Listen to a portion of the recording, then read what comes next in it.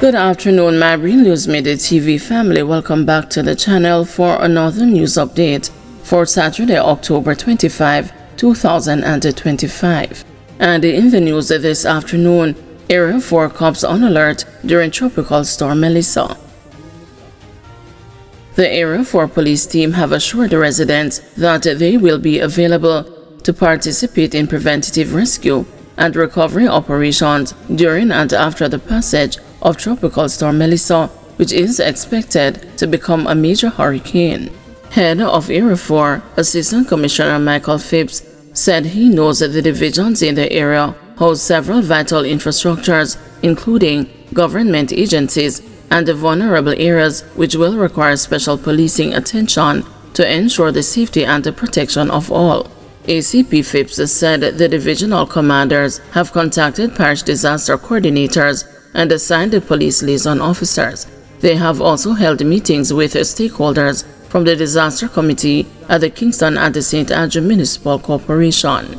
Some of the risks and the vulnerabilities that may arise from the impact of the storm have been identified as blockages of thoroughfares, and we, of course, will keep the public advised on any adverse situation and will be supporting them by the deployment of police to intervene and assist where necessary, Phipps told the news.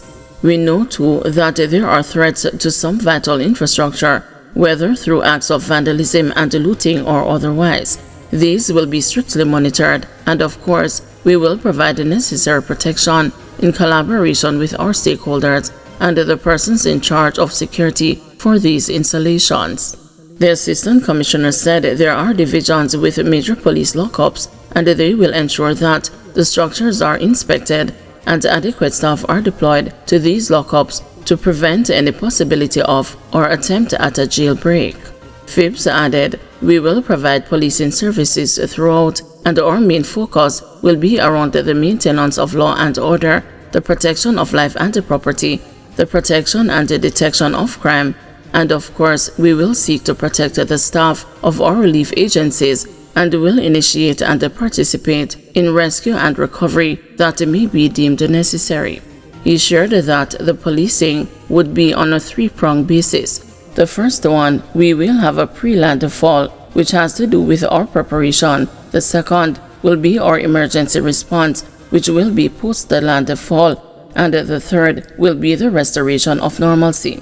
We want to assure the general public that our high visibility patrols will be out to prevent the possible lootings and break-ins, among other acts that are against the law.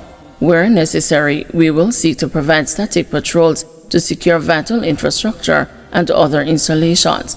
We will, of course, coordinate with our partners such as the Solid Waste Agency, the GPS, Fire Brigade, and the other stakeholders in trying to restore normalcy as is necessary across the area, ACP Phipps disclosed. Prime Minister tells the police, go after persons who prey on telecoms infrastructure. Prime Minister Andrew Holness says the full force of the law must be brought to bear on persons who are minded to use the cover of Tropical Storm Melissa to steal or damage equipment used by telecoms providers. Speaking at a Jamaica House press briefing Friday afternoon, Holness noted that during Hurricane Beryl, which impacted the country in July 2024, the loss of telecommunications was not so much because of the impact of the hurricane itself, but there were significant theft of fuel and equipment relating to telecommunications.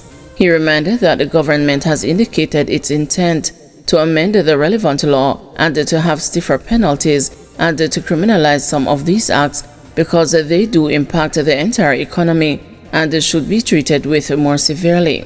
Continuing, he said, in lieu of the amendments of the law, the security forces have been alerted that special attention ought to be paid to these critical infrastructure which are necessary for the continuity of government and for the continuity of business and indeed for public safety.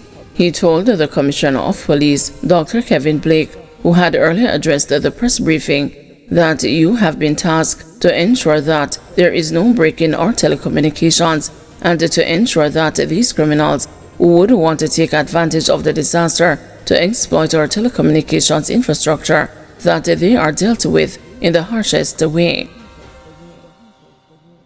New Haven residents fear crocodile invasion and flooding during Melissa. Fear is growing among residents of New Haven in St. Andrew that when heavy rains begin associated with Tropical Storm Melissa begin to batter the island, flood waters and the crocodiles will invade their living space. The residents who are expecting the worst from the weather event claim that a failure on the part of the authorities to properly and frequently clear a river, a gully and the drains that run through or join the community is the cause of their woes. Their trepidation is also grounded in the fact that during heavy rainfall, the community becomes flooded and the crocodiles begin to roam. I am afraid of the crocodiles that would come out of the water on us. When the water starts to sweep them away, they will come on the land looking for safety. A lot of them are in the gully and the river, a whole lot of crocs. The mouth of the gully needs to be cleaned overall. One resident, who gave his name as Noel, told the news on Friday. Anytime the gully and the trenches are clean, things will be better.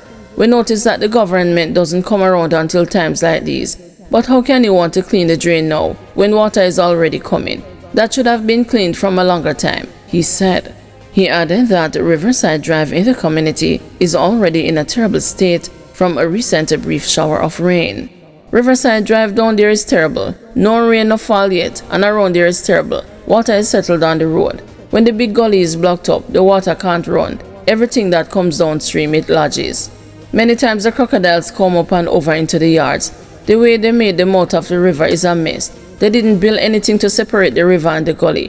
When the river comes down, it meets with the gully water, and that causes problems. When the river is high, it pushes the water on land because it can't run freely, he lamented.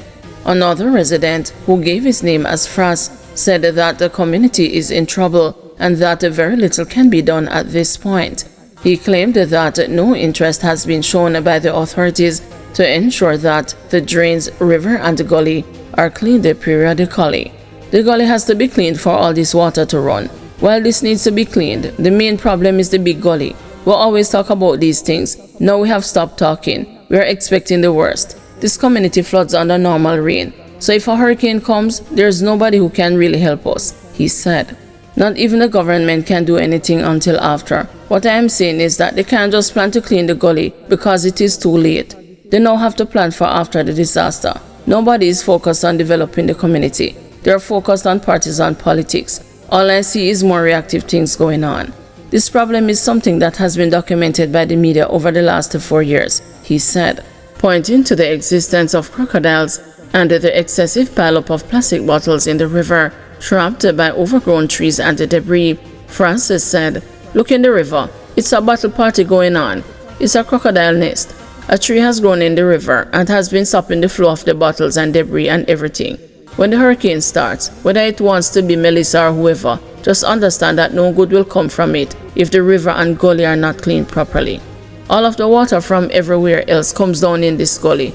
From up at Duane Park and in the hills, the water comes down here. We took out a few of the crocodiles already, but there is much more. They are ferocious at this moment.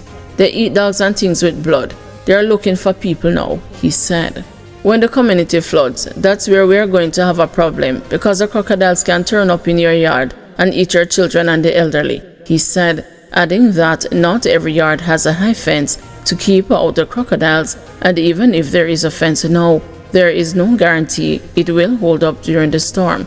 A judgment for winner this, he declared. The last crocodile we took out, he was in a man's backyard as if he was waiting for him to come home. We had to catch him and we carried him out to the front and the authorities came for it. This was about 6 months ago. It was a big monster. One of them jumped out at a person who was on the gully side. We had to get him out as well, Frost said, adding that the man in that instance was bitten by the crocodile.